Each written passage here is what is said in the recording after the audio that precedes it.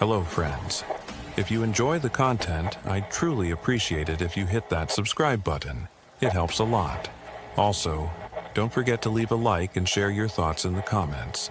Your interaction not only supports the channel's growth, but also helps these stories reach more people.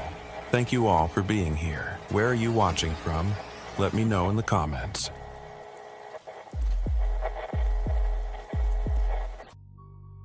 I was 29 when I started working night shift at Redstone Behavioral in Western Pennsylvania, a psych hospital that looked like someone built it out of leftover state prison parts. I'd worked mental health before, but Redstone was the first place that made me feel uneasy during orientation. Half the unit doors had dents the shape of shoulders. The panic buttons on the walls were older than I was. And during the walkthrough, the charge nurse, Marla, paused at the end of the hallway and told me quietly, "Never spend too much time by the quiet room after midnight." She didn't explain why. She just kept walking. The quiet room was a seclusion cell. 4 concrete walls, a rubber mattress, a floor drain, a single safety window. No cameras. The hospital claimed the camera system in that wing was awaiting upgrade, but every staff member I met said the same thing. The cameras had never worked in the first place. Everything that happened in that room depended on staff reports, and staff at Redstone didn't always agree on what they heard inside it. On my second night, around 10:30 p.m., EMTs brought in a man named Christopher Hale, 43, involuntary, transferred from a medical ER after refusing treatment and becoming combative. When I first saw him, he didn't look combative. He looked exhausted in a way I'd never seen. Not tired, drained, like someone who'd gone so long without sleep that their body was running on leftover instinct. He answered intake questions with short, clipped responses, kept his jaw clenched, and avoided looking at the ceiling lights like they hurt his eyes. He refused vitals twice. That meant seclusion protocol kicked in, and Marla told me to escort him to the quiet room. She didn't look thrilled, which immediately made me feel less thrilled. But rules are rules. Christopher walked down the hallway without fighting, but he kept glancing toward the walls like he was tracking faint sounds only he could hear. When we reached the quiet room, he hesitated at the threshold, staring at the little window on the door as if someone was already on the other side of it. He whispered, "Can you leave the hallway lights on this time?" I asked him what he meant by this time, but he just said, "They shut them off when I was here before." Before I could ask more, he stepped inside, sat on the mattress, and pulled his knees up to his chest. I shut the door and logged the time. Everything seemed normal at first. People act strange during intake, especially when they haven't slept. But when I came back for the next observation, Christopher wasn't sitting anymore. He was standing dead center in the room with his arms stiff at his sides, staring straight at the corner of the ceiling. Not the vent, not the door. The bare corner. I asked if he needed anything. He said nothing. He didn't even blink. Next check, same thing, same spot, same angle of his head, same frozen posture. Only difference was his breathing had gotten faster. Around midnight, something shifted. On my 5th check, I found him kneeling on the floor with both palms pressed against the concrete, head turned as if listening to something deep under the foundation. I called his name. He didn't move. I knocked on the window. He finally looked up, eyes wide and alert, and whispered, "You hear that?" I said no. He said, "They're testing the walls again." I should have walked away. I should have called Marla. But something about the way he said it, flat, certain, like someone describing a smell in the air, kept me rooted to the spot. I asked him who he was talking about. His eyes flicked to the door and back. "You'll hear it too," he whispered, "as soon as the shift change starts." We didn't have a shift change at midnight, but Redstone did have a pattern. After midnight, half the staff disappeared into paperwork, and the hallways got so quiet you could hear the lights hum. He must have learned that from a previous stay. I tried to reassure him nothing was happening. He shook his head. "You're new. They always bother the new ones." The next time I walked back down the hallway, I heard the first tap. Light, almost delicate, like someone tapping a pen against metal. It came from the wall beside the quiet room. At first, I told myself it was plumbing. Old buildings do that. But then a second tap came, and a third, in the same slow rhythm. When I stepped closer to the door window, Christopher was pressed against the far wall, eyes locked on me with a fear so real it made my stomach tighten. He whispered, "Told you." Before I could react, the hallway lights flickered. Not fully off, just a single long blink. When they came back, Christopher had moved again. He was now sitting on the mattress, hands gripping the corners like he was trying to anchor himself to it. His breathing was fast, sharp, too controlled to be psychosis, too terrified to be fake. I started to back up, but he leaned forward and whispered through the door, "If the lights go out again, don't open this door, no matter what you hear." I asked why.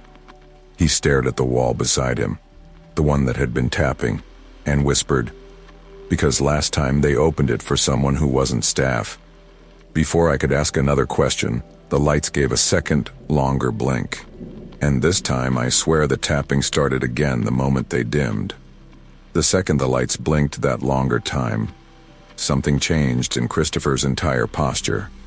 He didn't flinch or yell or panic. He froze exactly where he was, like someone holding their breath to avoid being found. His eyes didn't move. His hands didn't loosen.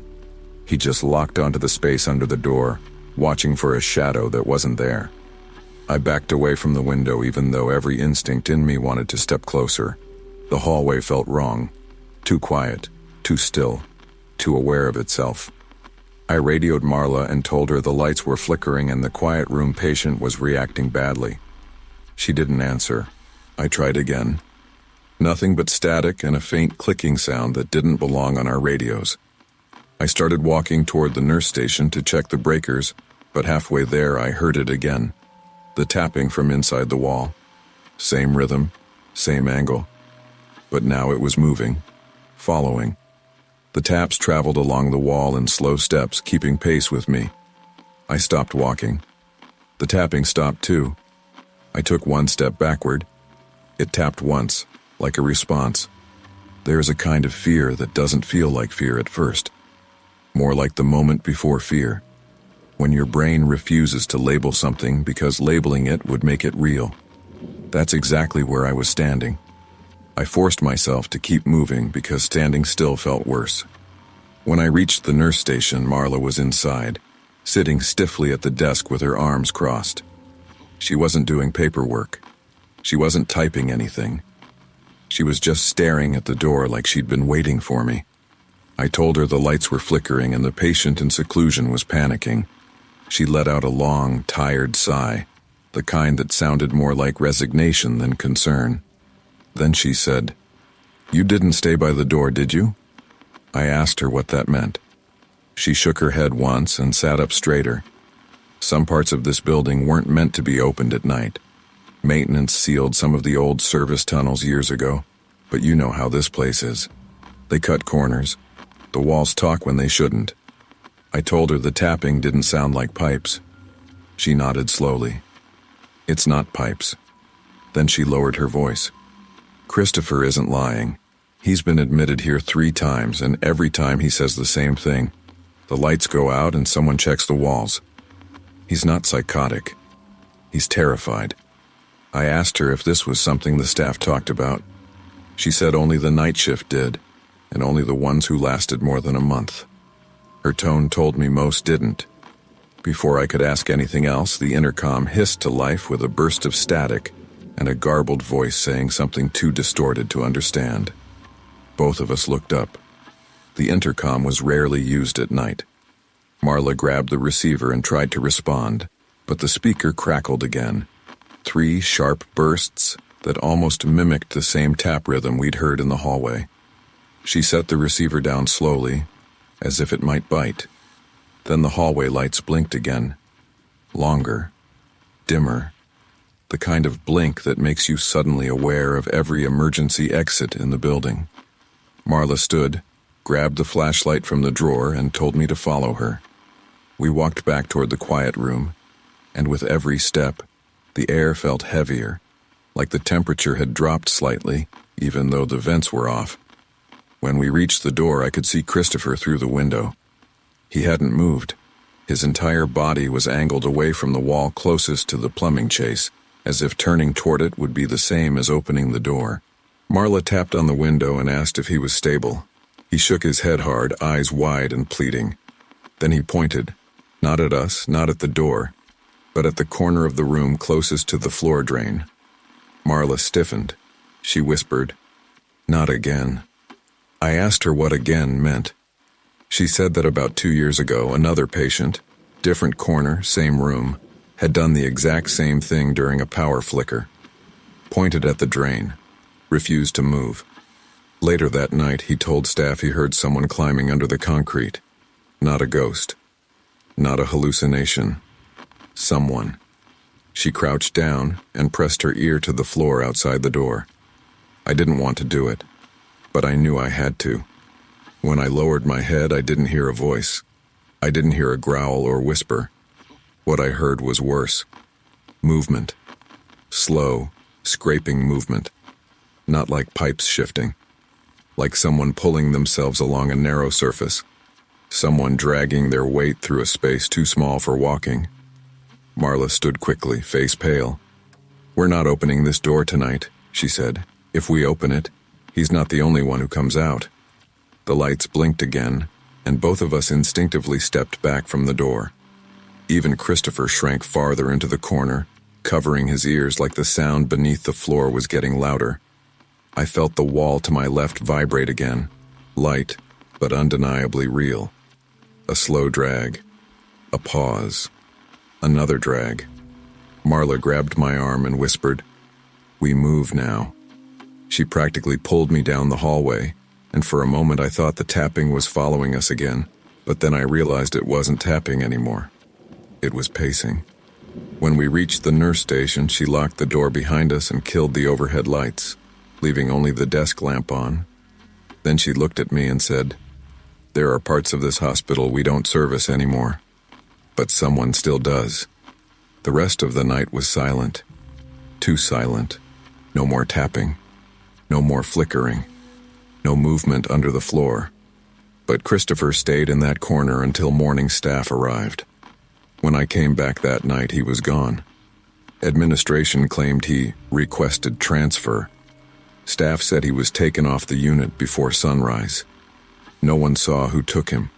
No one saw where he went. But early that morning, before I left, I passed by the quiet room one last time. And on the floor, right next to the drain, was a smear of concrete dust, dragged, in a straight line, toward the wall.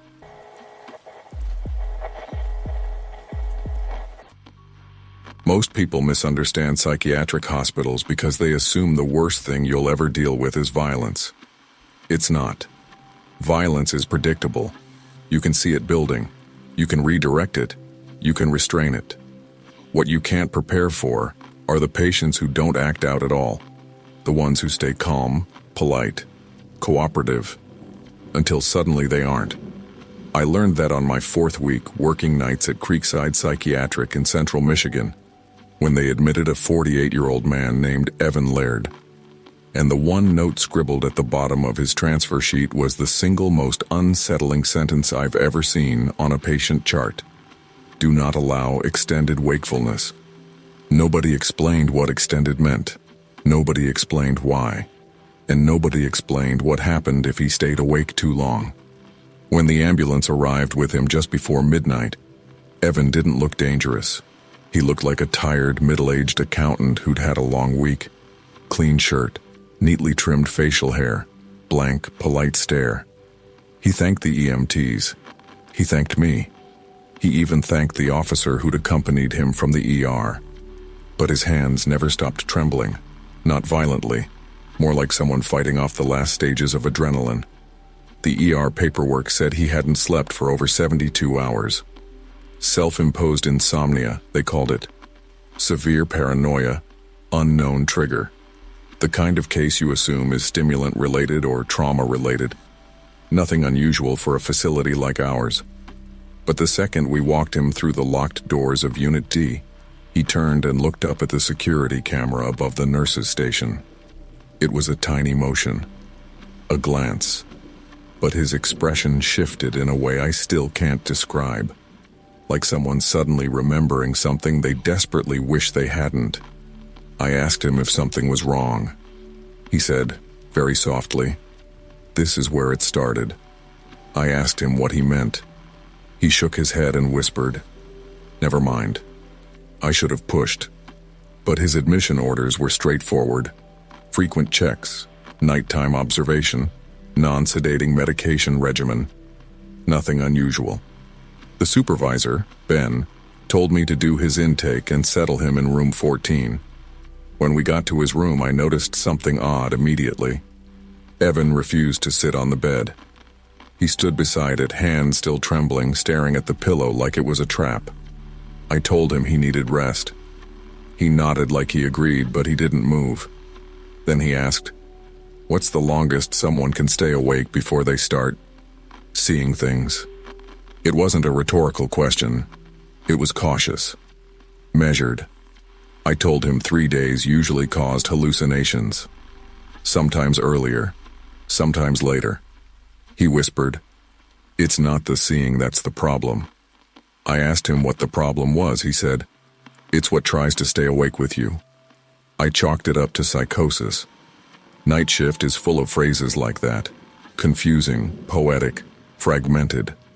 I logged his vitals, stable, asked the usual questions, and assured him he was safe here. He nodded like he wanted to believe that. But then he made a request I'd never heard from a patient before. He asked if someone could sit outside his door while he slept, not for observation, for interference. I asked what we'd be interfering with. He said he didn't know the right word for it. By 1 a.m., the hallway was quiet, and most of the patients were asleep. I was doing routine checks when I noticed Evan pacing inside his room. Fast, tight steps like someone trying to outrun a panic attack. His hands were pressed against the sides of his head. I knocked and asked if he needed help. He stopped pacing instantly and looked at the door with a strange expression, like he was relieved I'd spoken before he had to. He said, "How many hours has it been since I got here?" I told him 1. He whispered, "Feels like 3. He kept glancing toward the corner of the room near the ceiling, the way people do when they hear something in the vents. I didn't hear anything at all. No air, no shifting metal, no clicking. But he kept rubbing the back of his neck with the heel of his hand, as if something was irritating the skin there. When the lights in the hallway hummed from a power adjustment, something that happened every night, he flinched so hard he stumbled into the wall. Not like the sound scared him, like he'd been waiting for it. I asked again what was wrong. He said, "It's getting closer." I asked what was. He whispered, "The part of me that doesn't want to sleep." That was the first time I felt something inside me tighten, because he didn't say it like a metaphor. He said it like a diagnosis. I headed to the nurse station to pull his old records, but when I searched his name, nothing came up except a single prior admission. 8 years ago. Same hospital, same wing. But the notes on that admission were heavily redacted, which only happens for legal cases or forensic holds. The only readable sentence was in bold red text at the bottom. "Monitor closely after 3 a.m. I checked the clock. 2:42 a.m. I went back to his room, but before I reached it, I heard something that froze me in place. Not a scream, not a crash, not a threat. Breathing. Heavy, strained breathing. Coming from behind Evan's closed door, but fast. Too fast for sleep. Too fast for someone pacing. Fast like someone fighting their own body. Then a single sharp thud hit the door from the inside. Not enough to break anything. Just enough to say something had changed. When I opened the observation window cover, Evan wasn't pacing anymore. He wasn't even at the door. He was standing in the center of the room, eyes wide open, staring at the corner near the ceiling. And he wasn't breathing fast anymore. He wasn't breathing at all. When I saw Evan standing motionless in the center of the room, eyes locked on that ceiling corner, breath held like he was waiting for something to move.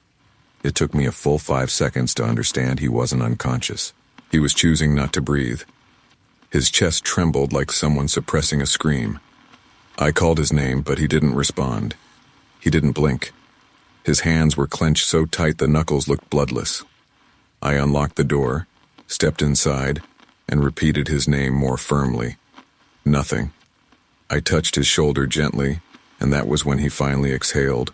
One long, shaky breath that sounded like he'd been underwater. He blinked twice, unfocused, then looked at me with a slow frown as if confused why I was in his room.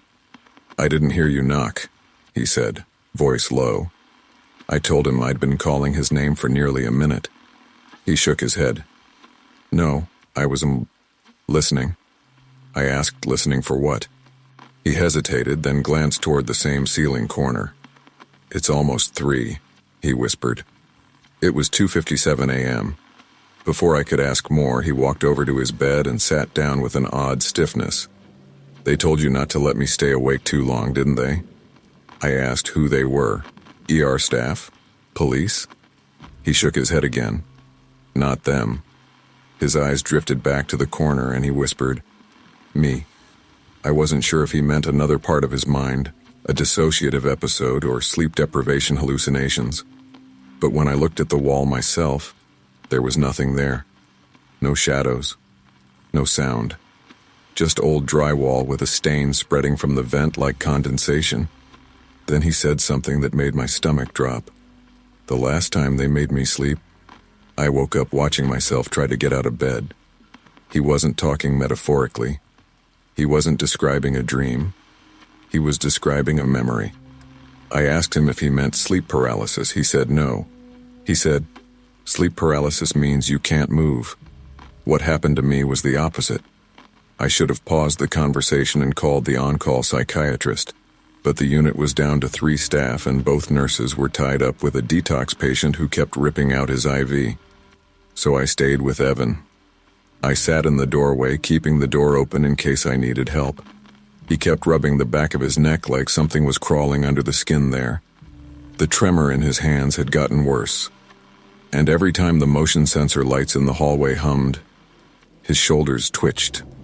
When the clock hit 3:01 a.m., he lifted his head sharply, like a dog hearing its name whispered.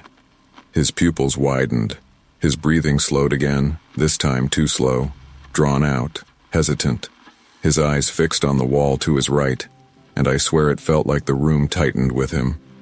"I can stay awake," he whispered.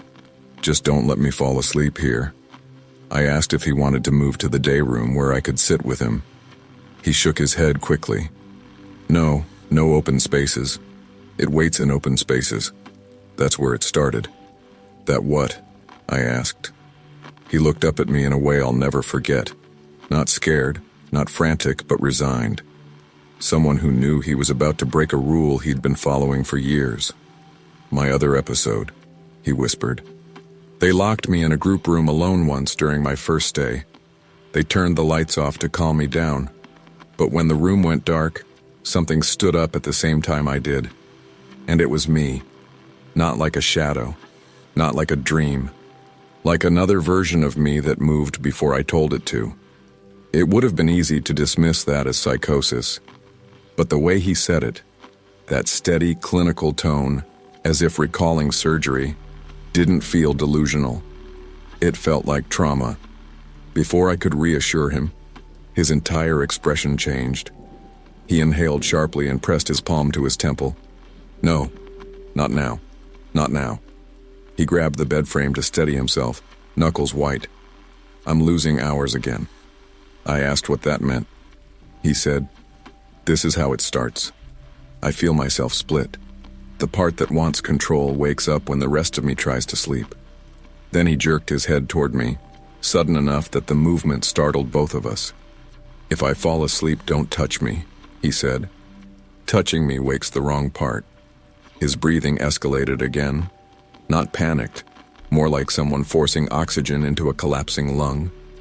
He staggered backward and slid down the wall to the floor, legs shaking. I called his name again loudly. He didn't respond. His eyes were open, but he didn't seem conscious. His fingers, which had been trembling before, went utterly still. Then the humming started. Soft, low, vibrating through the vent above his head. I knew the vents made noise sometimes, but this wasn't airflow. It was rhythmic, almost like someone lightly dragging their fingernails across metal. Evan's eyes flicked upward in perfect sync with the sound, like he'd been waiting for it. His voice was barely audible. "It's awake." I stepped back out into the hallway and hit the call button for assistance. No answer. The board lit, then glitched off again. The power didn't flicker. The lights didn't blink. But something in the air felt wrong, like the hallway pressure had dropped. I looked back into room 14 and saw Evan had stopped breathing again. I moved toward him instinctively, but his eyes snapped open, wide, wild, recognizing me and not recognizing me in the same moment.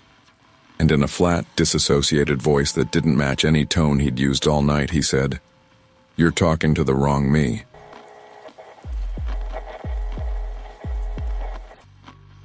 I've worked in psychiatric care for 8 years, and the one thing nobody ever warns you about is how much trust the system requires. Patients trust staff. Staff trust paperwork. Paperwork trusts administration. Everyone assumes the information they're handed is correct because the moment it isn't, the entire structure collapses. I didn't understand that until the night we admitted Michael Rowan, and the hospital swallowed him whole because of a single clerical mistake. It was a slow Tuesday shift at North Ridge Psychiatric in Ohio. Blinds half drawn, nurses drinking stale coffee, the usual hum of fluorescent lights, reminding us the bulbs needed replacing months ago. Around 9:45 p.m., intake called to say we were getting a transfer from Mercy General. 36-year-old male, psychiatric emergency, 72-hour involuntary. The report was already in the system when I checked. The notes were short, but brutal. History of violent psychosis, prior assaults on staff, active delusions, escape risk, do not approach alone. The kind of file that makes your stomach tighten before the patient even walks in. When the ambulance arrived, I expected someone wild-eyed, restrained, screaming, something to match the chart. Instead, 2 medics rolled in a pale, exhausted man who looked like he'd been awake for a week and hadn't eaten in 2. No restraints, no fight, no rage, just confusion and soft, frightened blinking. When they parked the stretcher in the intake bay, he tried to sit up and politely asked, "Is this a mistake?" I didn't agree to anything. His voice wasn't the voice of a violent psychotic. It was the voice of a man blindsided. The EMTs exchanged a look I didn't like. One of them shrugged like he didn't want to get involved. "We just go where we're told," he said. I checked his wristband. Rowan, Michael, DOB matches the chart. Everything lined up. But something was off. The description in the file didn't match this man in any way. No scars from restraints, no agitation, no adrenaline twitching, no paranoia in his eyes, just fear. Raw, human fear. I asked him what happened at Mercy General. He shook his head. I went in for chest tightness. They said it was anxiety. And then suddenly I'm being told I'm on a hold. I didn't hurt anybody. I didn't say anything threatening. I didn't... His voice cracked. Why does my paperwork say I attacked someone? The medic cut him off, saying they didn't write those notes. They were sent with him. The hospital only followed instructions. As we brought him into Unit C, Michael kept trying to explain, the words tumbling out of him like he was terrified we'd stop listening. He said he had a normal job, a normal apartment, no psych history, no arrests. He said someone must have mixed up his tests, or maybe there was another patient with the same name. It sounded plausible. Hospitals mix up names more often than they admit. But his chart had photos, signatures, timestamps. Everything matched him. Except him. The weirdest moment came during his intake interview. I asked him to walk me through what happened before the ER visit. He fidgeted with the blanket we'd given him, jaw tight, and said he'd been followed on the way to work that morning by a man in a brown hoodie who stared at him through traffic lights. He wasn't ranting or paranoid. He was describing an actual event. "He knew my name," Michael whispered. He said it under his breath while I was crossing the street. Nobody else reacted, just me. I asked what happened next, and he said something that sent a chill up my spine. When I checked in at the ER, the woman behind the desk told me my file was already open. But I'd never been there before. I asked him to clarify. He said the receptionist looked at his ID, frowned, and said, "Back again?" before she even scanned him in. But he wasn't back. He'd never been inside Mercy General in his life. When I pulled up his chart again, the previous admission was right there. 6 months ago. Same name, same birth date, same photo. But the man in that old photo wasn't him. The hair was different. The jawline was different. The eyes were wrong. Someone else, someone who looked similar enough to pass a quick glance, had been admitted under his identity months earlier. And that version of Michael Rowan had assaulted staff, threatened to kill a doctor, and been labeled escape risk.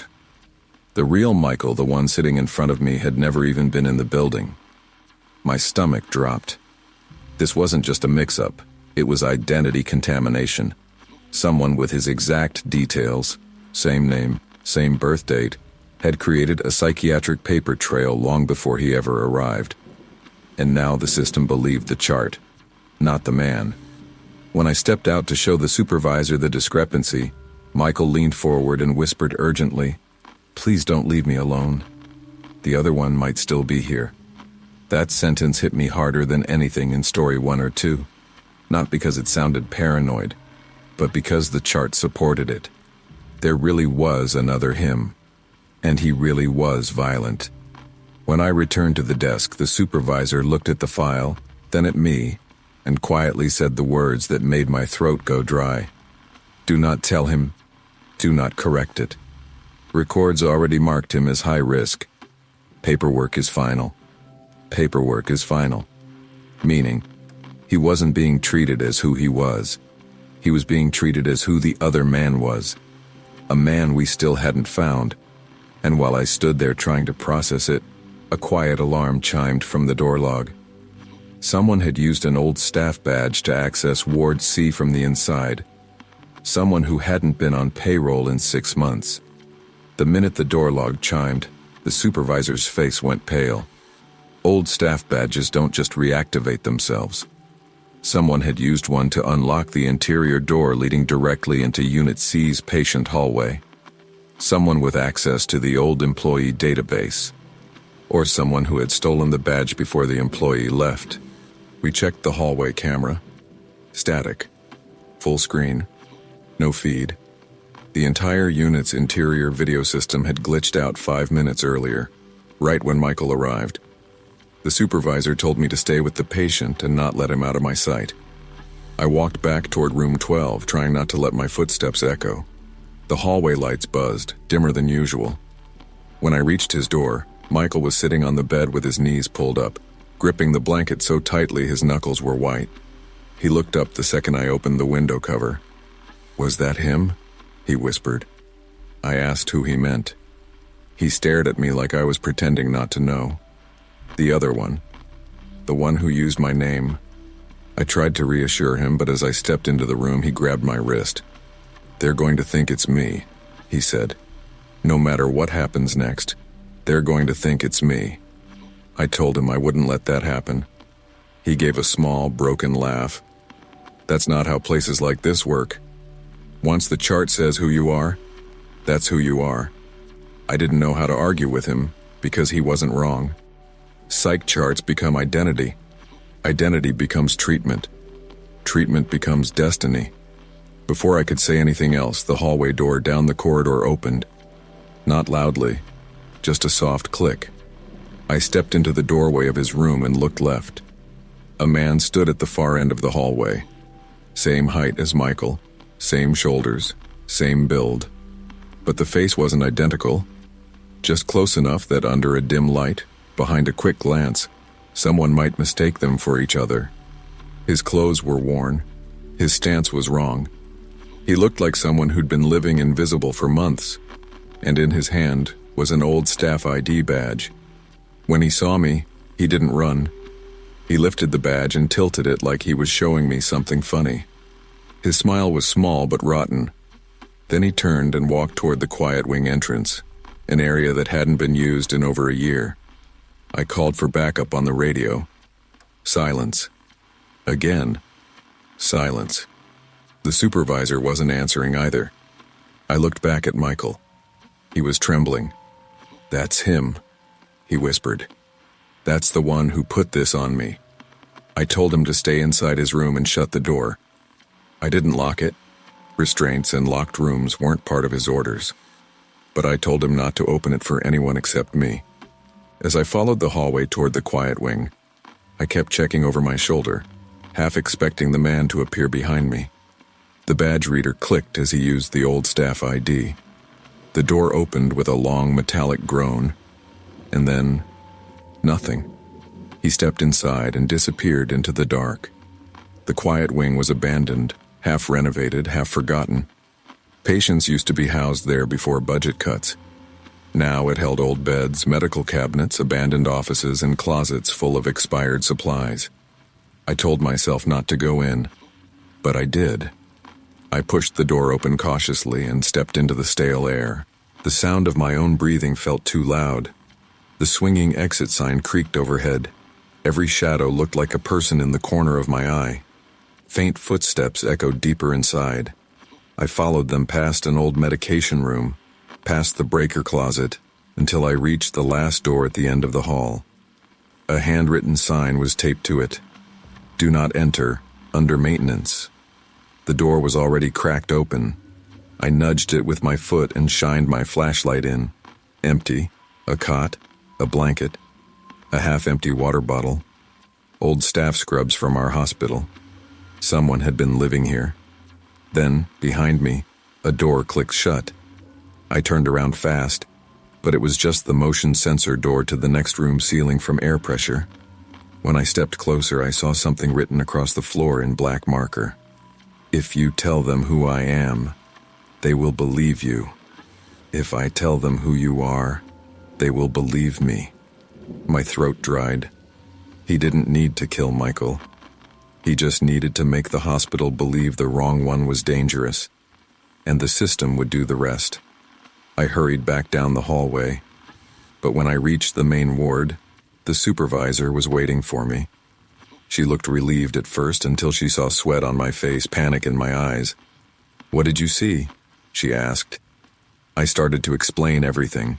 The badge, the man, the quiet wing, the hidden room.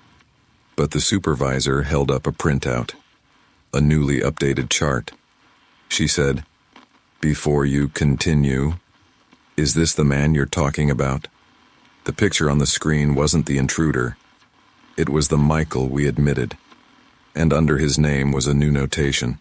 Staff reported patient attempting to impersonate employees and move between wards. Escalated risk, move to isolation, full restraints authorized. My stomach twisted. "Who filed that?" I asked. She said, "You did." Then she tapped the corner of the sheet.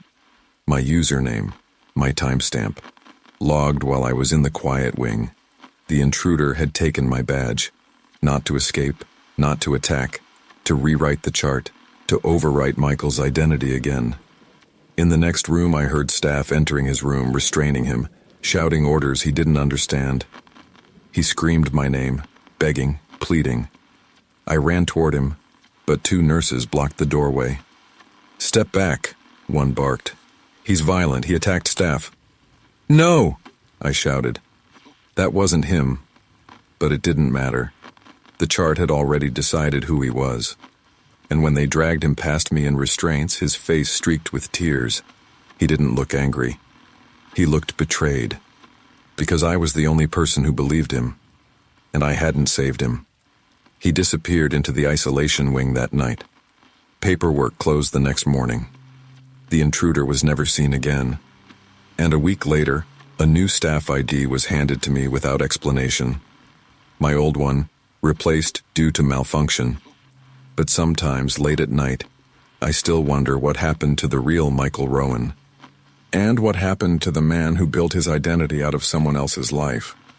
And I wonder if the chart ever stopped confusing the two of them, or if the hospital simply chose the version that was easier to restrain.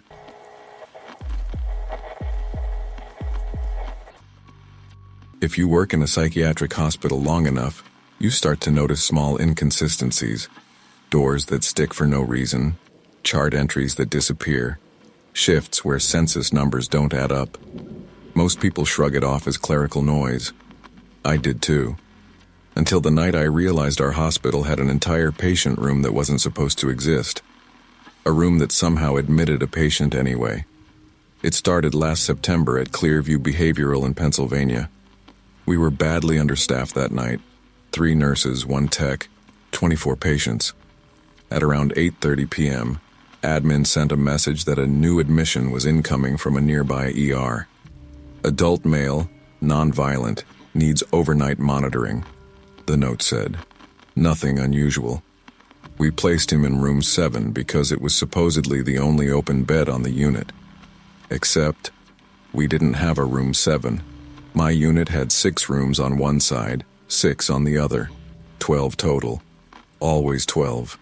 I'd worked that unit for 2 years. I knew its layout better than my own apartment. There was no room 7. There had never been a room 7. So when I saw room 7 patient assigned flash on the census board, I assumed I misread it. I refreshed the page. Room 7 stayed.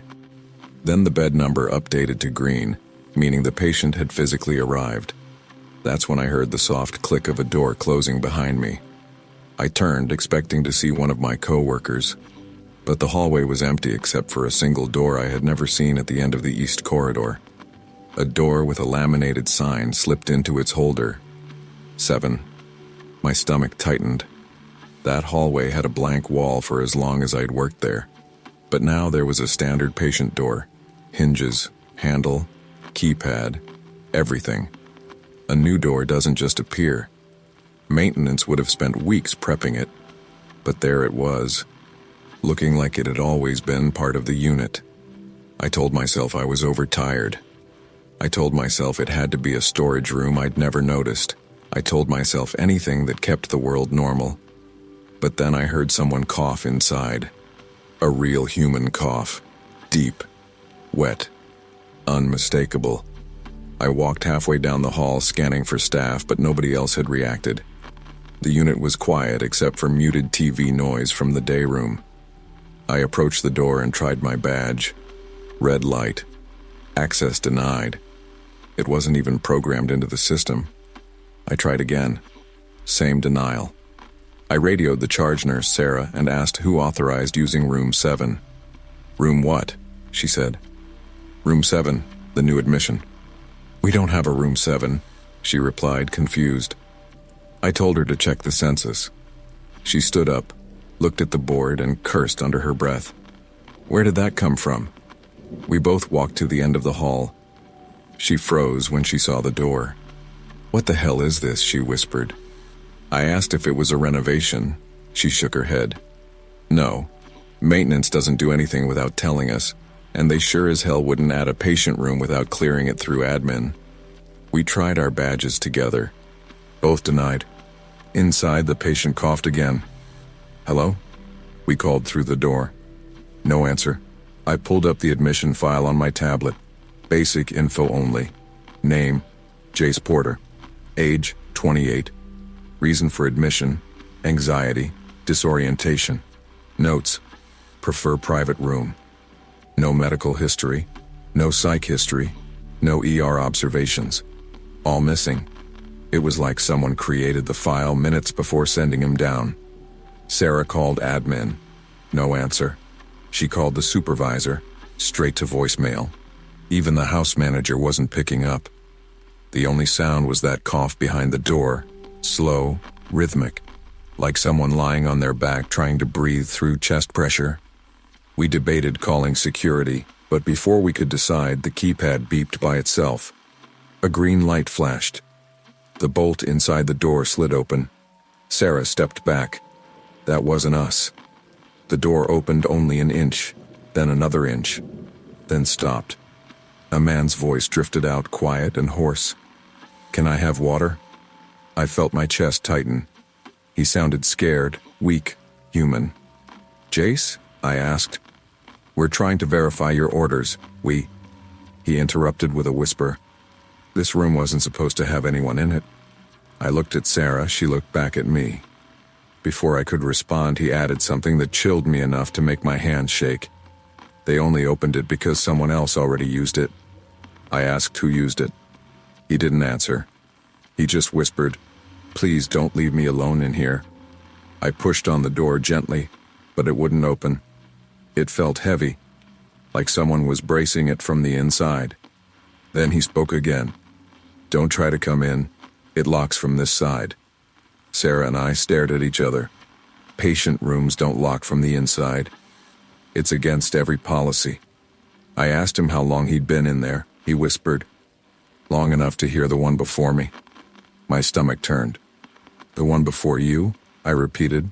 "Did they talk to you?" "No." "What did they do?" He swallowed hard. "They scratched at the walls all night." I pressed my ear to the door, heart racing. Silence. Then, very faintly, something scraped behind the drywall. But not from his room. From the room on the other side of the wall. A room we absolutely did not have. Before we could react, the keypad beeped again, this time red. The door locked itself, and the census board updated on its own. Room 7, history none. Room 7, staff access, restricted. Room 7, authorizing. Physician, blank. I looked at Sarah. She whispered, "This room shouldn't exist." I whispered back, "Then why does the system keep updating it?" The keypad locking itself sent a cold, electric feeling down my spine, the kind of fear you feel when the world stops behaving in ways you understand. Sarah whispered that we needed to step back, but neither of us moved. We were stuck between shock and responsibility. Someone was inside that room. Someone scared. Someone who shouldn't have been placed there in the first place. When I tried the handle again, it didn't budge. I pressed my ear to the crack, listening for breathing, movement, anything. For a moment it was quiet. Too quiet. Then, from behind the wall adjacent to room 7, that same faint scraping started up again, like fingernails dragging slowly across old plaster. I felt it deep in my throat, a vibration more than a sound. The building was old, yes, but the walls of a psych unit aren't supposed to make noises that seem intentional. Sarah radioed the supervisor again, her voice shaking, but all she got was static. Not normal static. Slow, popping bursts, like something was interfering. The unit phone rang suddenly at the nurse's station, making both of us jump. She hurried to answer it. I stayed at the door, feeling responsible for the patient whose face I hadn't even seen yet. When Sarah picked up, she didn't say anything for several seconds. Then she hung up and walked back over, her face drained of color. "Nobody was on the line," she whispered. "Just quiet, and then breathing." I told her we needed to call security anyway, but she shook her head. What do we even say? That a room that doesn't exist is locked from the inside? She was right. Nobody would come until they had something measurable. Injury, danger, evidence. We only had fear. I crouched by the gap in the door and spoke to the patient again. "Jace, are you okay? Are you hurt?" There was no answer. I asked again, louder. Still nothing. But I could sense someone on the other side of that door. The air between us felt heavy, dense, like there was a body pressed against the other side even if I couldn't hear him. Finally, after nearly a minute of silence, he whispered, "Don't open it." His voice was lower this time, like he'd been crying, or like he'd moved farther into the room. I asked if he was in danger. There was a pause. "Not yet," he said, "but you might be." Sarah pulled me back a step and said we needed to review his chart again, see if anyone else had added notes. When we got back to the nurse's station, the board had updated once more. Room 7, census. 2. My heart dropped. "That can't be right," Sarah whispered. "There's only one patient in there." A second entry had appeared. Unknown. No identifiers. Status: active. I clicked it. The entire file was blank except for one line. Arrived before current patient. I felt a deep, sickening certainty settle into my chest. The person Jace heard scratching wasn't gone. At least not in the way we understood. I told Sarah we needed maintenance to physically break the door, but she shook her head again. We can't break a door that technically isn't in our maintenance records. The system didn't even acknowledge Room 7 existed. No hinges, no frame, no blueprints. It was like trying to report a fire in a building that wasn't listed in the city registry. While we stood there, trying to decide what to do, the census updated again. Room 7, census 1. The unknown patient had vanished from the list. Before I could check whether Jace was still marked inside, the hallway lights dimmed for half a second. The kind of dimming that happens when the backup generators test. Except it wasn't generator time. In that moment of fading light, I turned toward the hall and saw the shadow under the door of Room 7 shift. It was small, like someone taking a step back from the crack. But then another shadow appeared beside it. A second one. Same position, same posture, same stillness. And then, slowly, both shadows moved away from the door at the same time, like two bodies turning to face the far corner of the room. The lights brightened again, the shadows disappeared, and the scraping behind the wall resumed, louder now, more insistent. I ran down the hallway despite Sarah yelling after me. I tried the handle again, but the door wouldn't budge. "Jace!" I shouted. "Back away from the door! Tell me what's happening in there!" There was a long, suffocating pause. Then he whispered, barely audible, "It's not my room." His voice cracked as he added, "It never was." I pressed my forehead to the door. "Hold on. We're getting help. Just hold on." But he whispered something that froze me completely. If this room wasn't supposed to exist, then neither am I. Sarah grabbed my arm and pulled me back toward the nurse's station, saying we had to call 911 because internal numbers weren't responding. But just as she picked up the phone, the census board blinked. Room 7. Vacant. The patient name vanished. The bed number emptied. The entire line collapsed like it had never existed. We sprinted back to the hallway. The door labeled 7 was gone. Not open, not broken. Gone. Just a blank wall again. Smooth paint, no seams, no frame, no handle. I touched the wall where the door had been. The paint was slightly warm. Sarah asked in a shaking voice what we were supposed to document. "What room?" the system would ask. "What patient?" admin would demand. We had nothing. The chart erased itself. The census corrected itself. The room disappeared. And whoever, whatever, was in that room took Jace Porter with it. I worked at Clearview for 6 more months. Nobody ever mentioned a missing patient. Nobody ever filed a report. Nobody ever acknowledged Room 7. But every time I walk past that blank stretch of corridor, I feel that same warmth on the wall, like something behind it is breathing.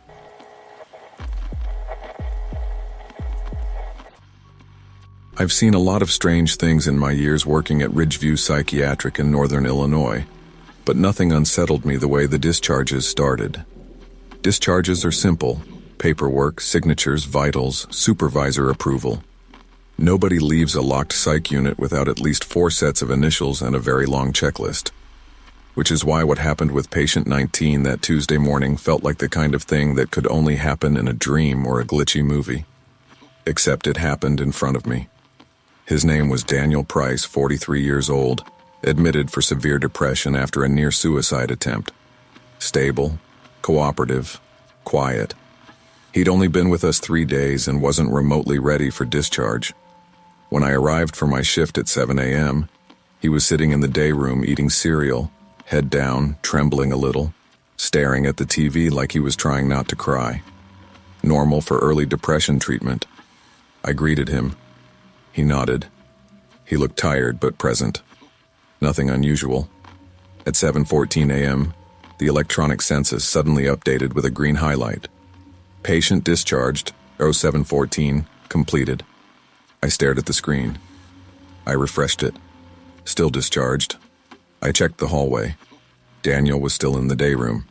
He hadn't moved, so I assumed it was a clerical error. Happens sometimes. Wrong button, wrong patient. I went into his chart to correct it, but when I clicked his file, it wasn't empty. It was filled. Someone had already completed the discharge summary. Full vitals, signed psychiatric evaluation, completed safety plan, doctor's signature, nurse's signature, everything perfect. The discharge was time-stamped at 7:13 a.m., but none of us had touched his chart. None of us had seen him. None of us had evaluated him. I checked the signatures. The doctor listed wasn't even on shift. The nurse signature wasn't mine, Sarah's, or anyone on our team. I walked to the day room with my tablet and sat beside Daniel. "Hey, do you feel like you're ready to go home?" I asked gently, thinking maybe he'd requested a discharge. He looked confused. "No," he whispered. "I didn't ask for anything. I'm not ready." I told him the system showed him as discharged. He blinked a few times like he thought he misheard me. Then he lowered his head. "I didn't do anything," he whispered. "I swear." The tremor in his voice wasn't defensive. It was fear. Before I could reassure him, the unit's front door alarm beeped. The one that only sounds when someone leaves the locked ward the correct way, through the checkout channel. I ran to the front desk. The security camera feed showed the main exit doors sliding open. No staff present, no escort, no wheelchair. Just a man in a gray hoodie walking calmly out of the building toward the parking lot. He didn't look like Daniel. He was taller, broader, but the discharge slip taped to the exit clipboard had Daniel Price's name printed across the top in bold letters. Sarah ran behind me, out of breath. "What the hell is happening?" she asked. I pointed to the screen. "Someone just walked out with Daniel's discharge." She stared at the grainy footage, her face tightening. "That's not him. We called security immediately, but by the time they checked the parking lot, the man was gone. No car seen leaving, no person walking, just empty asphalt and early morning fog. Daniel was still sitting in the day room, shaking, telling us over and over he hadn't asked to leave, hadn't gone anywhere, hadn't done anything wrong. We filed an incident report. Admin said they'd review it. By noon, the census corrected itself. Patient 19, active. The discharge vanished from the system. The paperwork disappeared entirely. Even the camera clip looked corrupted. Footage blurry and pixelated, freezing during the moment the man walked out. It should have ended there. Just a glitch. A bad morning. But 2 days later it happened again. This time with patient 11, a young woman named Madison who'd been admitted after a psychotic break. At breakfast, she was coloring quietly at the table, humming to herself. At 8:07 a.m., her discharge completed itself. Full documentation, fake signatures, vital signs that never happened. When we checked her room, her bed was empty. We panicked. We called codes. We searched every hallway. But she wasn't in the unit. Then security radioed in that someone had left through the main exit again. Same unmanned door, same quiet departure, same corrupted camera footage. But when I checked her chart, the only note under her discharge summary was a single sentence. Patient left with escort. But no escort existed. Nobody claimed responsibility. Nobody saw who left.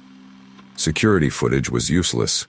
The camera froze for exactly 3 seconds during her exit, just like with the first man. The worst part came at 3 p.m., when one of the nurses opened the census. Madison's entire chart was gone, as if she had never been admitted. No vitals, no notes, no orders, nothing. The staff whispered about system errors.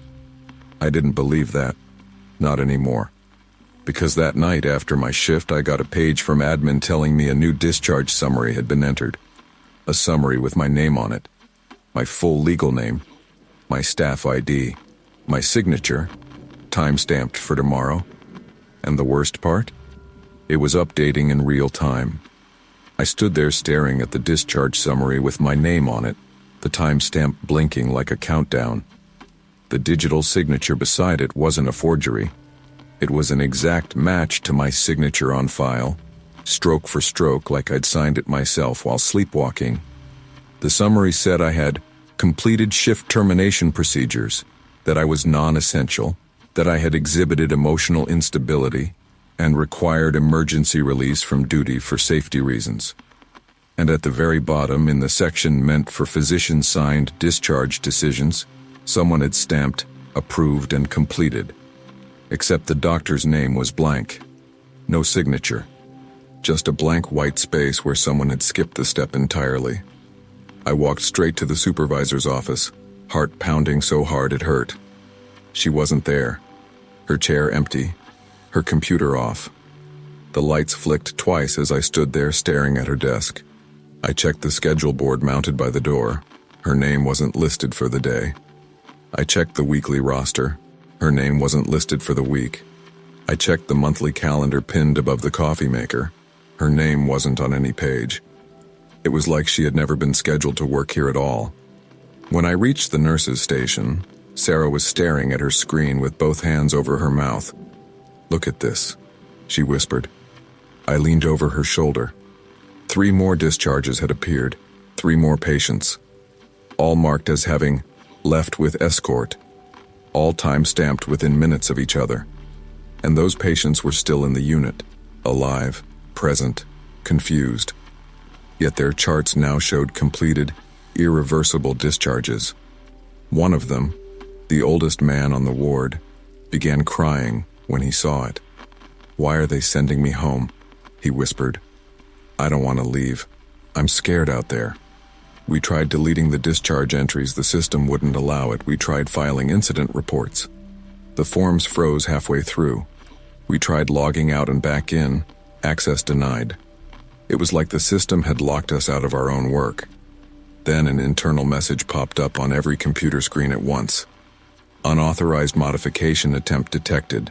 Ensure compliance." Sarah backed away from the monitor. "This isn't tech failure," she whispered. "This is intention." At 2:09 p.m., security came to the unit asking for Madison. Someone had called to say she had requested an escort to leave. Her discharge wasn't even visible in the system anymore. It had been purged.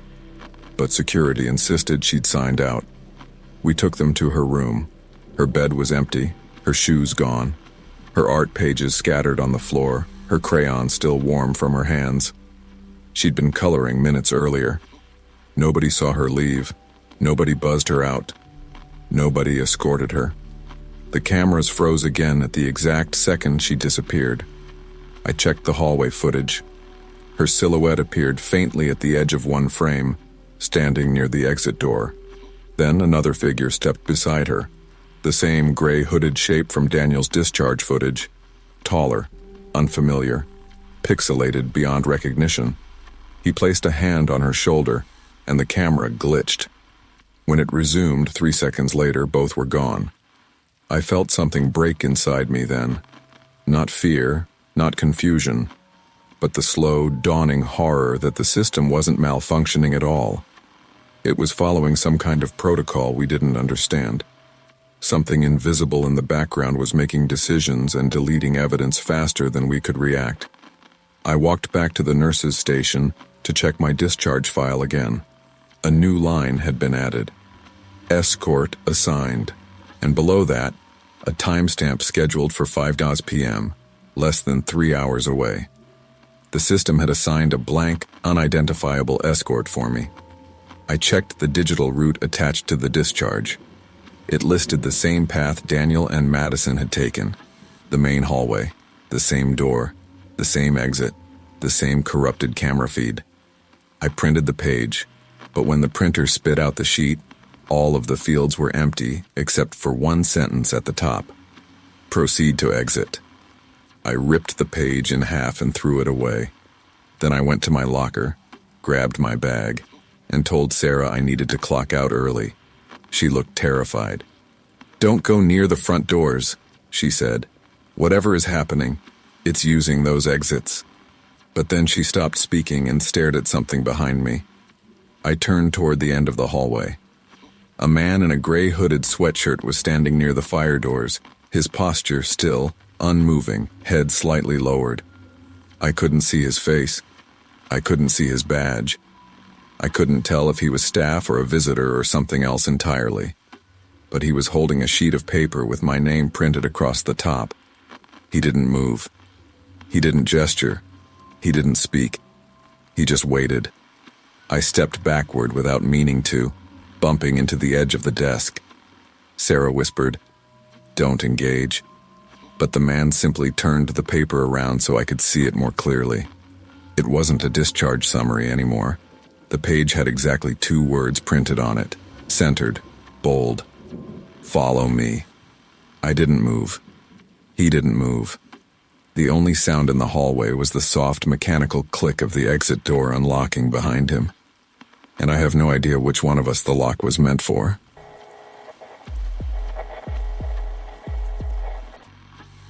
I didn't notice him the first time. Honestly, I don't think anyone would have. The psychiatric unit where I work in Milwaukee has a dozen camera angles, each one feeding into a central monitor at the nurses' station. There are blind spots, though, places where the cameras don't quite overlap.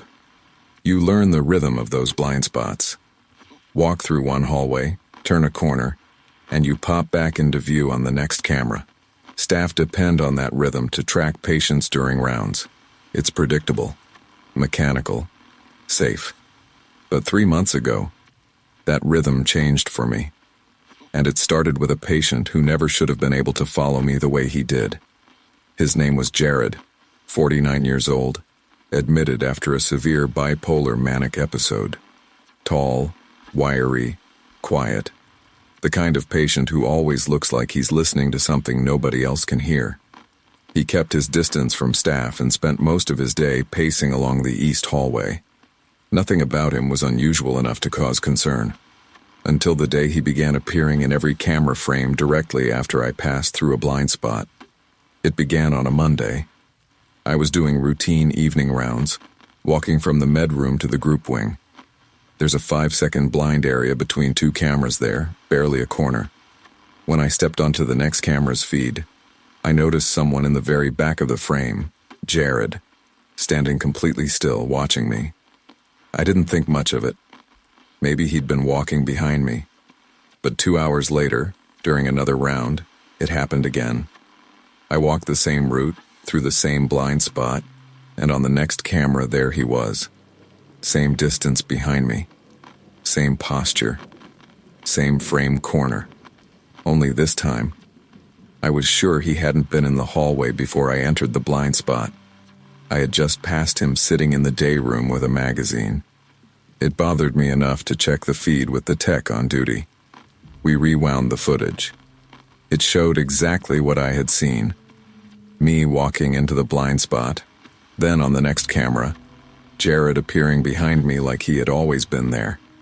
But the middle section, the overlap between the cameras, didn't show him moving. It didn't show him at all. He simply wasn't captured traveling the space in between. The tech shrugged it off. "He probably moved fast," she said. "These cameras lag sometimes." I wanted to believe that, but the way he stood behind me, body angled slightly toward me, eyes focused, still as a shadow, didn't feel like fast movement. It felt intentional, controlled, like he knew where to stand to be just inside the frame but not close enough to trigger attention. The next day, it escalated. I was coming back from lunch. The unit entrance camera showed me walking through the doorway, scanning my badge. When the interior hall camera picked me up, Jared was right behind me again. Closer this time, maybe 10 feet. He wasn't breathing hard. He wasn't sweating. He looked like he had been waiting for me to cross into that angle. That afternoon he appeared on 5 different camera angles, always the same pattern. Not visible in the blind spot, but there the moment the camera resumed. As if he was tracing the edges of the system, as if he knew exactly when and where the feed would pick up. By Wednesday, even other staff noticed. "Is he following you?" Sarah whispered while we watched the monitors. On screen, I stepped into the west hallway. 2 seconds later, Jared slid into frame behind me like a second shadow, his jaw tight, his eyes locked, his arms hanging stiff at his sides. "I don't know," I said, though my stomach was already turning. "He's not touching me. He's not threatening me. But he's not walking," she said. "He just appears." We rewound the footage again. And again, the blind spot footage didn't show him entering it. He didn't step into the camera gaps. He never crossed the threshold. He just materialized afterward, always in the exact same spot relative to me. That night, security got involved. They spent an hour reviewing the tapes. Finally, the supervisor leaned back from the console and said, "He's tracking your routes, blind spot to blind spot. He's avoiding every section where a camera would show him approaching. That's not coincidence. That's pattern use." Pattern use. A term security only used for people who had experience with surveillance. People who knew how to avoid being seen. I couldn't sleep that night. I kept seeing those frames replaying in my mind. Me walking, then him behind me. Static against the edge of the feed like a figure cut out and pasted into view. I kept asking myself the same thing. How does a psychiatric patient navigate camera gaps with that level of precision? On Thursday, things reached their worst point. I was stocking linens in the supply closet when I heard footsteps outside. I expected a coworker. Instead, when I stepped out, Jared was standing in the doorway, blocking the hall behind him with his body, staring at me from less than 4 feet away. No expression, no aggression, no blink, just stillness. I stepped to the side, he stepped with me. Not touching, but mirroring. I tried greeting him, tried joking, tried asking if he needed anything. He didn't respond. He only watched me with an intensity that made my skin crawl. When another staff member came around the corner, he broke away instantly, walking back down the hall as if nothing had happened. Security reviewed the tape. He wasn't visible entering the blind spot before that moment. He never appeared on the corner camera. He had been waiting outside that supply closet for at least 12 minutes. Right where the camera coverage ended. Right where I was completely alone. And that was the moment I knew he wasn't following me by accident. He was following me with knowledge. Knowledge he shouldn't have. For the rest of that shift, I felt Jared long before I saw him. Every time I walked through a blind spot, my skin prickled like someone was standing just out of view, waiting for the camera transition so he could appear behind me again. I tried switching my routes. I tried walking faster. I tried doubling back. It didn't matter. On every new camera feed, there he was, eyes fixed on me, distance shrinking bit by bit. Staff kept telling me not to overreact. That fixation behavior wasn't unusual in a psych unit, but I wasn't scared because he liked me. I was scared because he seemed to know the building better than any patient should. He was using the cameras like a map, not wandering, tracking. When my shift ended at 11, I waited for security to walk me out. 2 officers arrived, Castro and Lennox, both huge guys with the stiff posture of people who've seen more than they talk about. They walked with me to the elevator, then down the main corridor toward the rear parking lot. Everything was quiet. Too quiet. The kind of quiet where you feel exposed even with company. I told them I kept seeing Jared on the feeds. They told me he'd been contained to his room for the night under observation, that he couldn't possibly be near me.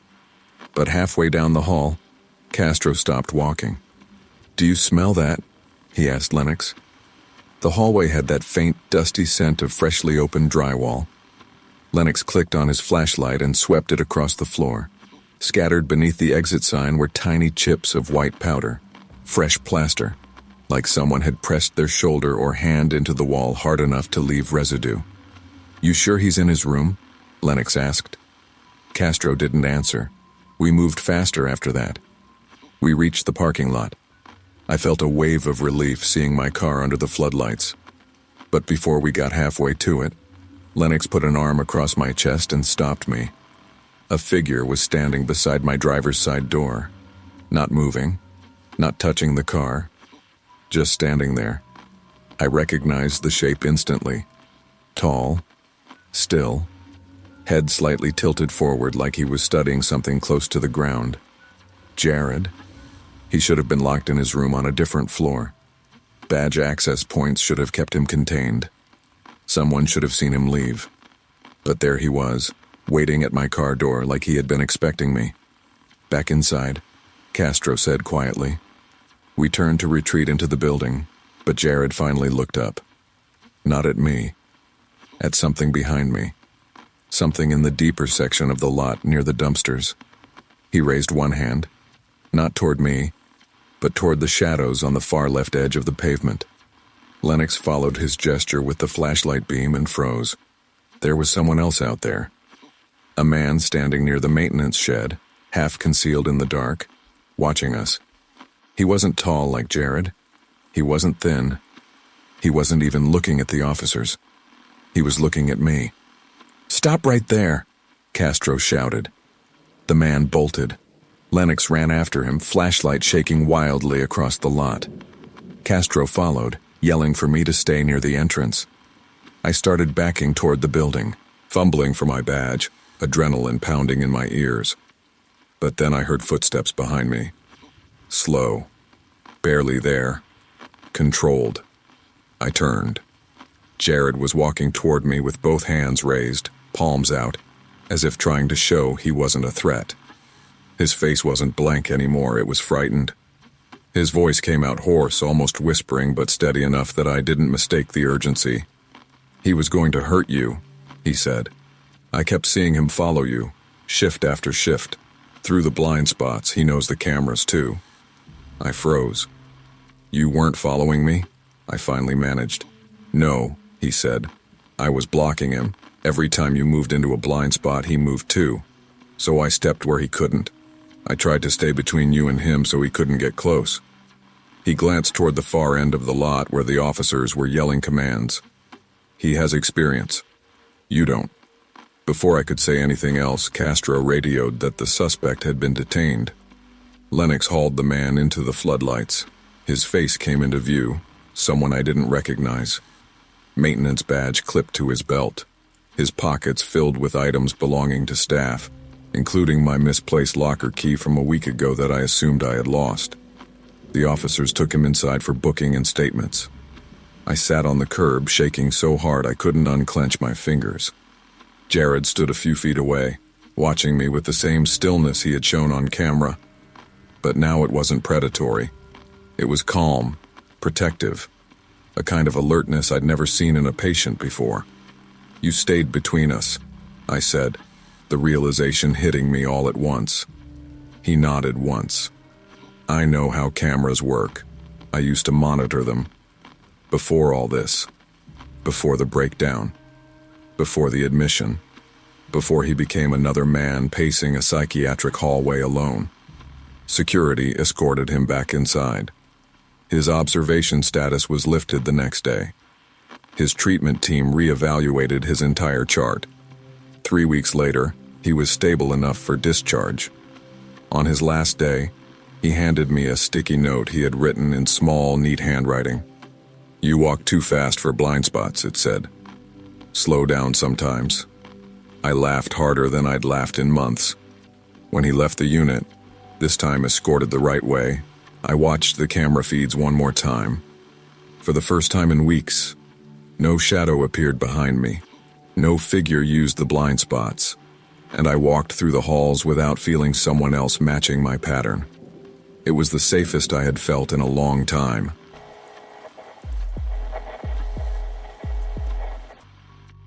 There's a level of quiet in a psychiatric ward that doesn't feel like silence at all.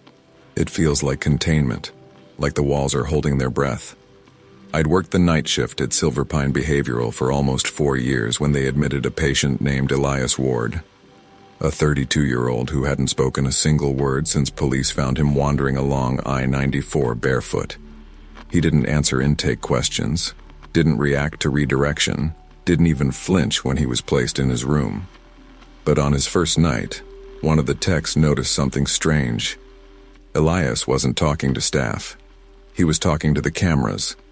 Every night, after lights out, he would stand in the hallway outside his room and lean toward the nearest dome camera, whispering softly, lips barely moving like he was sharing a secret with someone only he could see. We tried redirecting him. He wouldn't stop. He just moved to the next camera down the hall, then the next, then the next. A complete circuit, always whispering. At first, I assumed it was a behavior loop. We see a lot of those.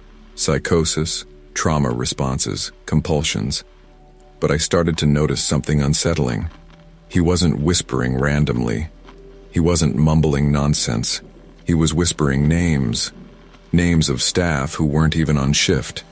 Sometimes names of staff who had quit months ago. Sometimes names we hadn't said around him at all. The night it shifted from strange to terrifying was the night the audio system glitched. It was 1:17 a.m. I was charting vitals when the overhead feed crackled softly, like someone adjusting a microphone. Then a faint whisper filtered through the intercom above the desk. Thin, strained, unmistakably human. "Is he there yet?" I froze. It wasn't a voice I recognized. It wasn't one of ours. The audio system isn't even two-way.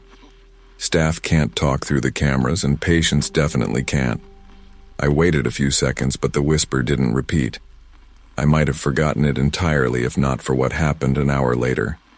At 2:21 a.m., the north hallway camera flickered. The screen showed Elias standing directly under it, head tilted upward, whispering the same way he always did.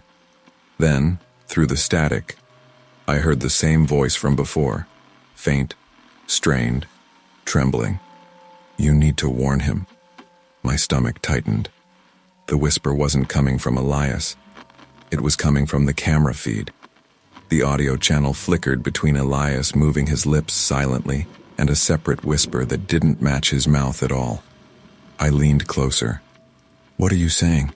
I whispered to the monitor like an idiot. And right then, the whisper sharpened into a full phrase. "He needs to move." I scanned the monitors quickly. Nothing seemed off. No patients out of rooms. No fight. No fall. No emergency. Just Elias staring up at the camera like he was listening to the same thing I was. I rewound the footage. The audio wasn't there on replay. That was the first night I documented a possible AV malfunction. The second night removed any doubt. At 3:06 a.m., the medroom camera glitched to black and white.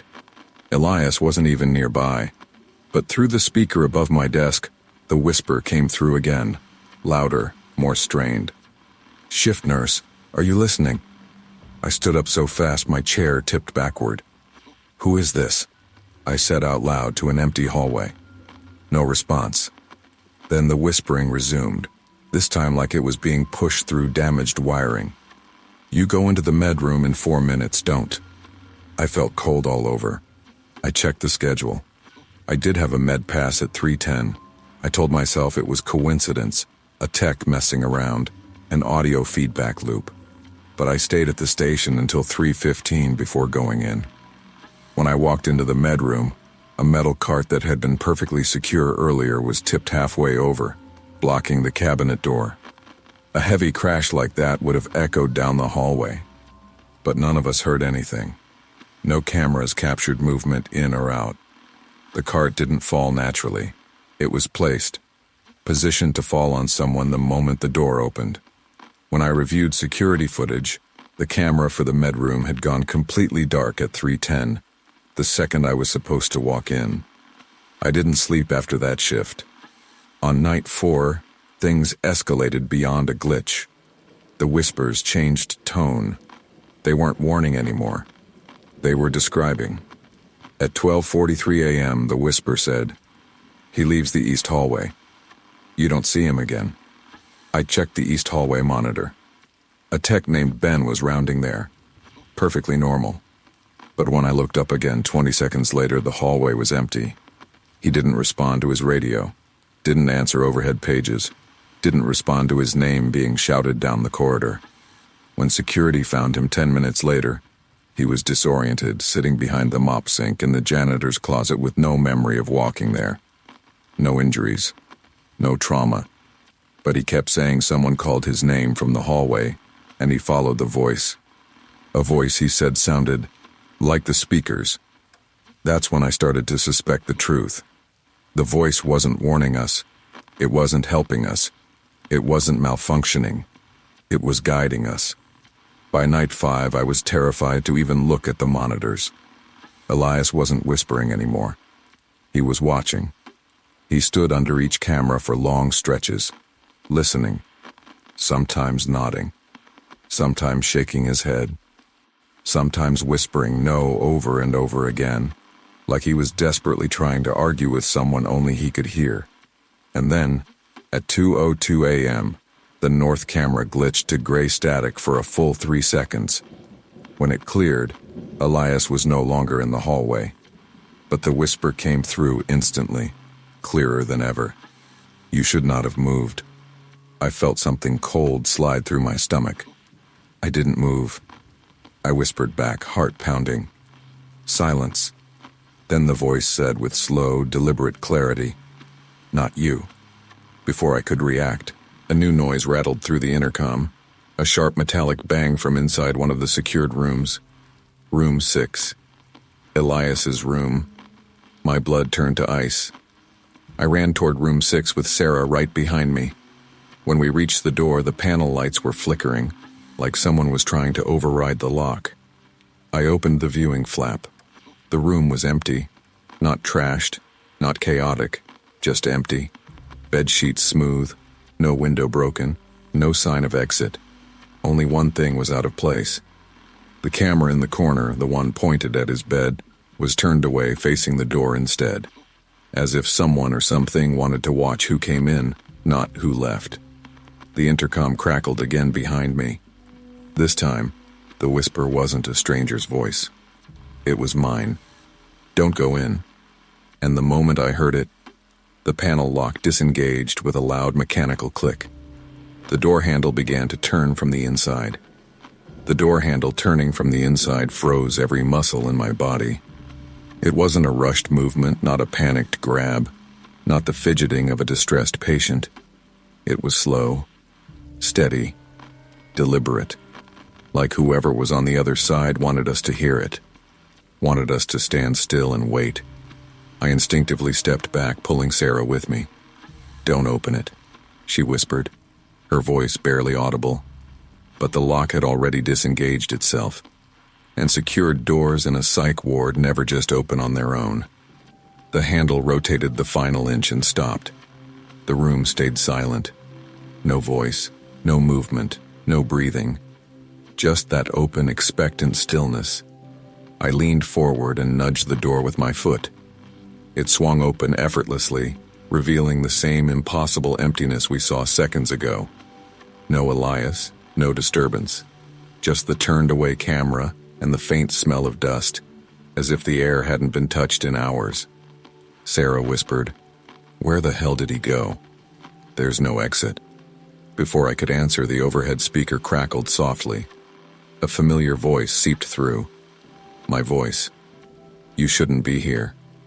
I swear my spine went cold. Hearing your own voice through a system you didn't speak into is a special kind of terror. It hits something primal, like finding footprints that match your shoes but lead somewhere you've never walked. Sarah grabbed my arm. "That wasn't you. Tell me that wasn't you." "It wasn't," I said. But my voice shook so badly the words barely came out. The intercom crackled again, louder this time, more rhythmic, like speech was being stitched together from fragments. "You left the desk. Early. You entered the room. Alone. You didn't follow. The warning." I stared up at the speaker. The voice didn't sound distorted. It didn't sound digital. It sounded like I was listening to a recording of myself from 5 minutes ago, cut apart and rearranged. Then something even stranger happened. On the monitors back at the nurse's station, the north hallway feed blinked to life on its own. Room 6's interior camera switched on too. even though it had been manually disengaged earlier by someone turning it away. Now the camera was facing the door again, not from inside the room but from above the door frame, like it had been repositioned after we left. Except none of us had touched it. The monitors showed 2 feeds side by side. Left, the empty hallway. Right, room 6, perfectly still. Then, the right-hand feed began desynchronizing, skipping, freezing, jumping ahead a few seconds at a time, and in one of those jumps, only one. Something new appeared. A figure standing in the corner of the room. Tall, still, facing the wall. Not Elias. The room feed froze on that image for a full heartbeat. Then the screen snapped black. Sarah sucked in a breath. "Is that—" But before she could finish, another whisper rolled through the intercom. "He is standing where the camera sees you." I grabbed the radio. "Control, check room 6. Now." Static. Then a faint click. Then nothing. No acknowledgement, no dispatch, no sound. I turned to run toward the station, but Sarah grabbed my sleeve. "Listen," she whispered. Far down the dark hallway, barely audible at first, came a soft, rhythmic tapping, like metal tapping gently against glass. We both turned in that direction. The lights in the north hallway were flickering, not randomly, but in perfect intervals. 3 long dims followed by 1 short blink. The exact same pattern that had played on the camera feed earlier. I felt sick. The tapping stopped, and the intercom whispered again. "Don't let him follow you." Sarah whispered, "Who's following? Elias?" I shook my head. Elias didn't move silently, and he couldn't reach vents or cameras. I looked at her. Whoever moved that camera wasn't him. And right then another camera feed auto-switched on. A view from the far west blind spot, the one place no patient had access to and no staff used unless cleaning. The feed flickered to life for just 1 second, long enough to show a silhouette standing perfectly inside the camera's dead zone. Just 1 second. Just the shape. Just the stillness. Then the feed went black again. I ran, not toward the blind spot, toward the nurse's station, toward light. Toward the only place where multiple staff could converge. Sarah kept pace behind me, breathing hard. We skidded into the station and slammed the door behind us, locking it. The monitors glowed with static, all except one. The north hallway camera, the one directly outside the room we'd just left. It showed a single figure standing in the exact spot we had been seconds earlier. And the worst part? He wasn't moving. He wasn't pacing. He wasn't confused. He was watching the nurse's station camera, staring straight into the lens like he knew exactly where the feed went. Sarah whispered, "That's not Elias." And she was right. Even through grainy resolution, even through distance, even through poor lighting, I recognized the shape. It was a maintenance uniform, but not the man who'd been suspended months ago, not the guy security escorted out. This was someone I saw daily, someone who repaired ceiling tiles and tightened doorknobs and walked in and out of blind spots without anyone questioning it.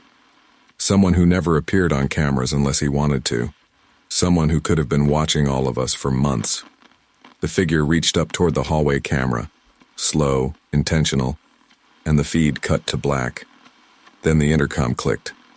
Static buzzed, and a voice, stitched together from recordings of mine and Sarah's, mixed, blended, rearranged, and whispered, "He is already inside." Right as the door behind us unlocked with a soft mechanical chirp. A door we hadn't touched. A door with a badge reader that only staff could activate. A door that should never open on its own. The handle turned. We froze. Another camera feed flickered on behind us, the interior station cam. It updated once, then twice, then stopped on a single frozen frame. A frame of us, standing still, staring at the door, and behind our silhouettes, another silhouette was beginning to appear. Not fully visible. Not yet. Just enough to see a shape forming, as the door finished turning.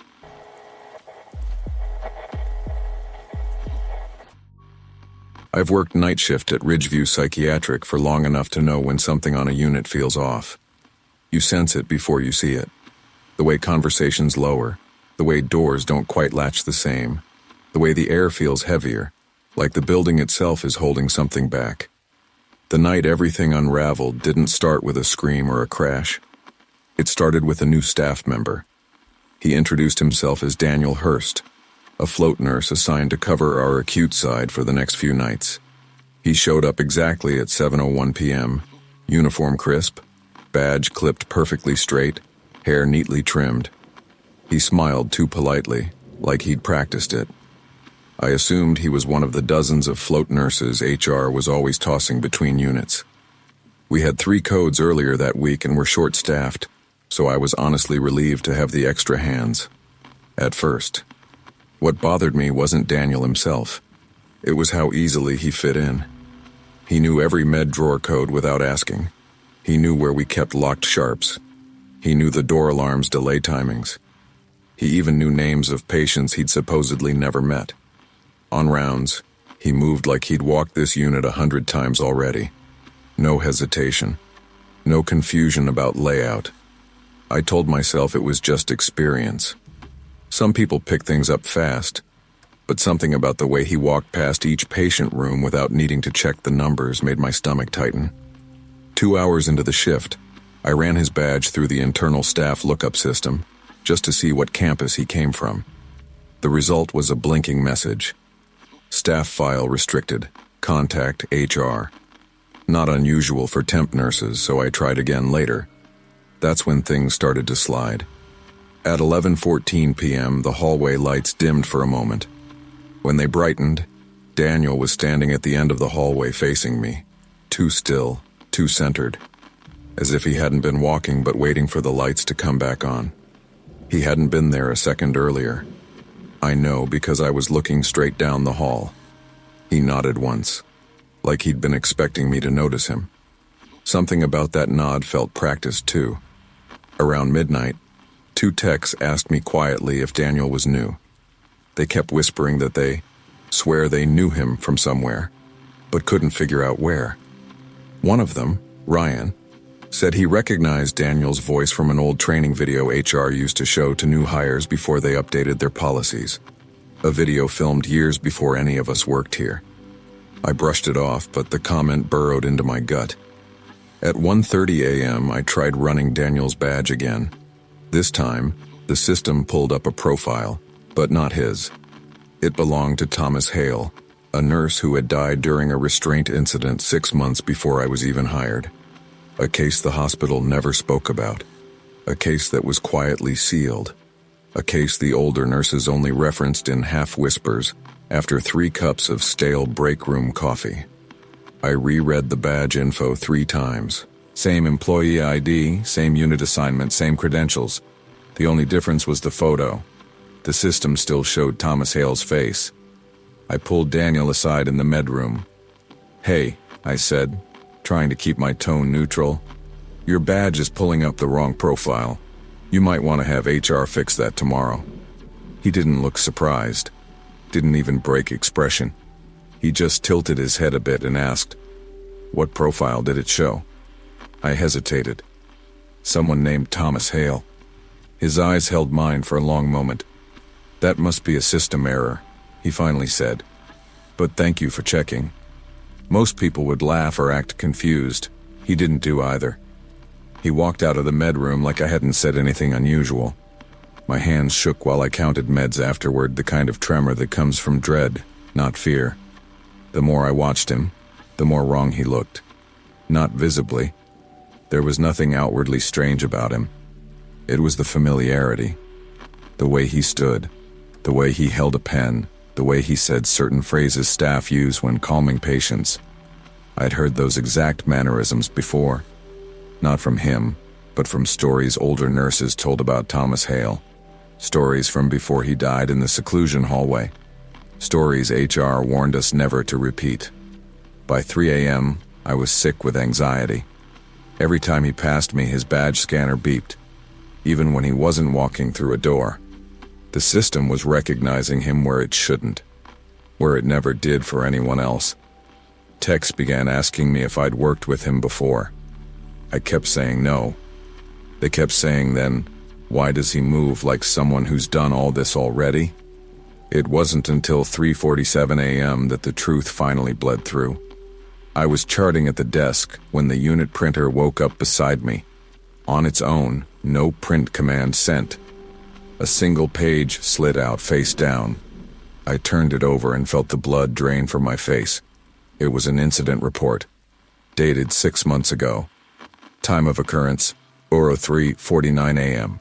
Staff involved, Hale, T. Witnesses, Carter, L. Outcome, fatal. Notes, witness remains unaccounted for. The name under witness was mine. My signature was stamped at the bottom. My exact handwriting, same loops, same slants, same initials. Except that 6 months ago, I wasn't even hired yet. My chest tightened so sharply I thought I was going to pass out. I looked up from the paper and Daniel was standing behind the desk glass, watching me. Calm, knowing, like he'd been waiting for me to read it. And that's when I noticed the small detail that made my skin crawl. His badge wasn't showing Daniel Hurst anymore. It was showing the name from the incident report. Hale, Thomas.